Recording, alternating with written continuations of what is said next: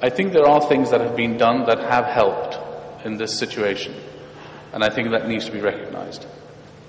The government has used its resources, both technical and financial, to support the financial system. And as was said previously, Egypt has not defaulted on any debt. That is quite an important benchmark for a number of people who are not intimately involved in Egypt, who look at the benchmark or the previous experience they've had in the country. At HSBC, our economists believe that by 2050, if things go the right way, Egypt will be an economy that will be larger than Saudi Arabia. That will be based on not oil or gas, it will be based on a genuine, broad-based economy. Downgrades by agencies that have taken place, that have been well discussed, have been largely based on political uncertainty. The upgrades equally will be based on the political environment. The Middle East has seen very few regime changes for a whole generation. If you compare the key markets, and I apologize if that's not very clear, but it's comparing Oman, Libya, Jordan and Egypt to the various presidents in the United States.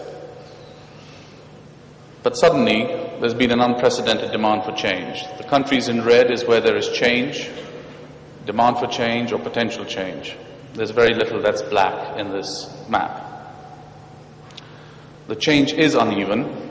I don't expect you to read the numbers, but what it is, this table is trying to demonstrate, is it's looking at the population, it's looking at a number of other metrics and showing you, if you like, the red zone. So populations of greater than 10 million, the percentage that is under 15, if that is greater than 30%, if employment is greater than 10%, if the country runs a fiscal deficit, if economic growth is less than 3%, if inflation is greater than 10%, if the age of the leader of the country is greater than 75 years, if the length of that leader's rule is greater than 20 years, and the extent of protests is greater than twice, then those are some of the things that we look at, or have looked at, certainly in the recent past, to determine where we see risk,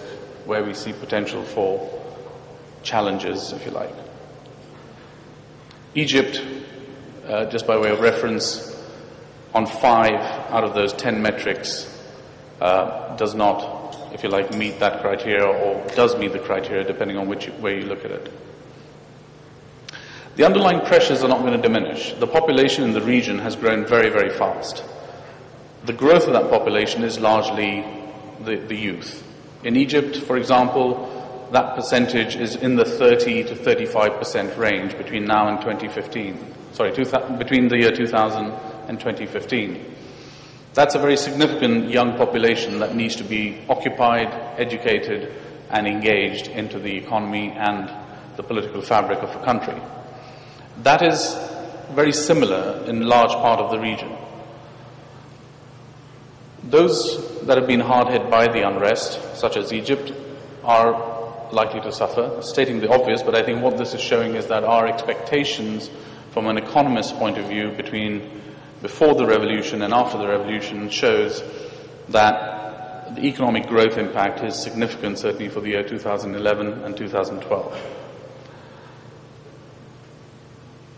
The GDP data post-revolution does suggest that on a quarter-by-quarter basis, we're still being optimistic in terms of the speed of the recovery. We expect that for at least 4 quarters, there is going to be a quarter-on-quarter, a year-on-year decline. The public finances, and I apologize, I'm repeating some of the stuff that was presented at the first presentation, but certainly these are some of the key macro drivers that impact our view. The public finances are set to deteriorate in the short term, both from a budget balance and a budget revenue forecast perspective. Commercial funding from a foreign lender's perspective is getting tighter. We've seen the impact in the first quarter of this year. and yields on government debt have risen. However, the Egyptian pound has held reasonably steady against the dollar, thanks in large part to the central bank's support, which is likely to persist over the near term. The external account should avoid outright collapse, but it has weakened, and I think, again, as highlighted in one of the earlier presentations, the extent to which that weakens may determine any future potential ratings impact.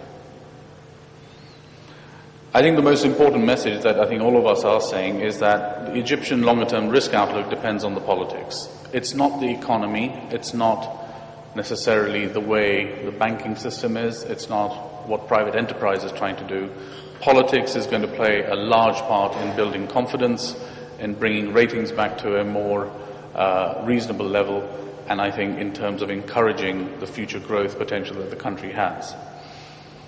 There are encouraging signs. I don't need to go through this slide with you. Most of you live this, and this is really a foreigner's perspective of how we see it. There is a lot of work to be done. However, I think the progress, the demand for progress, rather, is so strong that as long as the elections that are coming up deliver the right type of result, I think there's every chance that that can be delivered in the right way. What's our expectation of impact on the banking system? The banking system is generally the barometer for the country's state of health. A slowdown in the economy will result in a slowdown in the banking sector. That, I think, is begun and will happen for this year. However, there's been no substantial flight of capital. The run on deposits has been far less than anticipated during the crisis. The measures put in by the central bank have streamlined all the operations and preserved liquidity at the most crucial hour. To give you an anecdotal example, HSBC had in the larger scheme of things, not a very large foreign exchange transaction that had to settle on the Sunday after the weekend where things became very, very serious over here. We received calls from the authorities to reassure us that that transaction would get settled, and it did on the next working day.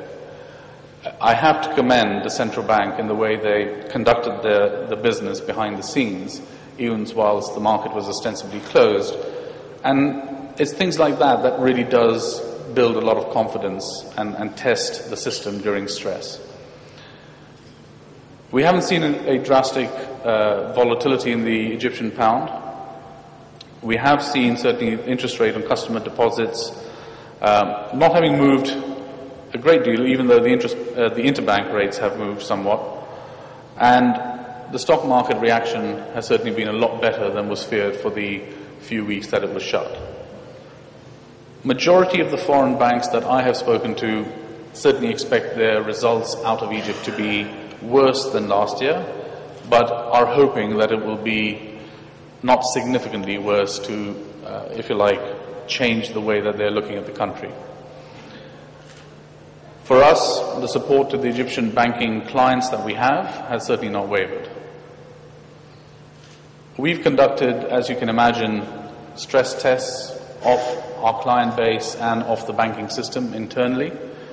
We've used the most recently available data to us. We've stressed the profitability and the total asset base. We've tested the NPLs, the non-performing loans, and we have assumed an increase in them. We've stressed also the current loan loss coverage ratios, and we've also assumed some mark-to-market losses on government bonds held given the price that they're trading at. All in all, and this is possibly the, if you like, the punchline of our view of the Egyptian banking system, all in all, we do not necessarily see a significant deterioration in the health of the Egyptian banking system. Two banks do stand out in the situation of being stressed on the non-performing loan side, but frankly speaking, those banks have had that issue with them for a while, and it's not something that's directly as a result of the current environment, but that would be exacerbated if they were tested. In conclusion, Egypt is unlike many other natural resource-rich countries unable to spend its way out of this problem from an economic standpoint. Political reforms are going to be at the heart of the solution. Transparency and corruption do need to be addressed. Whilst the banking system does remain strong, the financial performance of banks is going to have some degree of a correction. Egypt still commands a significant amount of attention in the region, and I think that is going to be one of the important drivers of people making sure, certainly from a foreign investor point of view, that are committed to continuing to invest in Egypt, to make sure they get it right and to make sure they stay the course. Those who see the long term, like ourselves, I think you will see us continue to do more, not less, and I think we're certainly not deterred by the risks or the perceived risks that currently face the Egyptian financial system. I'd just like to end on a note which I hope bodes a little bit of confidence in all of us. If we are to be used as a barometer, we certainly consider Egypt as one of our top 3 countries in the Middle East, North Africa region. And that drives our perspective on investment, our perspective on risk, and our perspective on being open for business. Thank you very much.